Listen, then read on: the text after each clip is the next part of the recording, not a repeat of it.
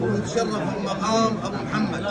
ابو محمد نشكرك على هالجمعه هذه الطيبه وجمعه ربعك، وعز الله انها جمعه تنوس وتعز. ومثل ما قلت لك من ساعه، بيت السبع ما يخاف من اشبال، مو من العظام. وانتم كلكم والله اشبال وبيت عتيق. ايه والله ونعم. هو بيت الحرب. والله ونعم. هذول ايه بيت ابو الميخ هو يعتبر البيت الاول من بيوت شمر اللي يعتبرونه بيت الخشام بيت الحرب. والله ونعم. وابو محمد مو قدام ولا قصور بالجميع. ابو محمد ماخذ المكانه ونعم والله. ورافع اسم القبيله. ونعم.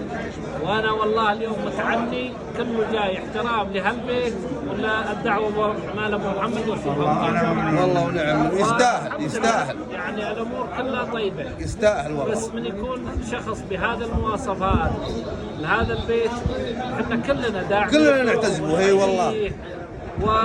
وياخذ مكانته الحقيقيه. الله يجزاك خير. مهما كانت الوضع، الناس عندها فلوس، عندها مناصب، بس ترجع الى الثوايا الحقيقيه. الله يجزاك خير. الثوايا ما تجي بسوالف.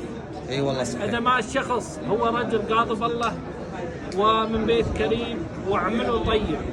يعني موقفه يوم داعش جاء كان موقف مشرف.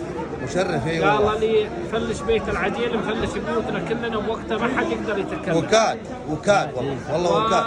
الرجل قال كلمته هالحين صار مخلد، واللي حظه والدواعش ببيوتهم وعند حريمهم والله مستحيل هسه عندنا ولا يقدر يشوفونا ونشوفهم بالعين الصغيره. اكيد والله. هذا اسنابك ليش وقف؟ الربع اسناب وقف من حكيت على دولة. لا هو دقيقتين. لا حكي طلع كله.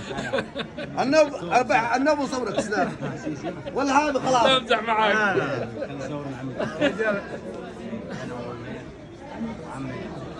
شوي الوان. يلا.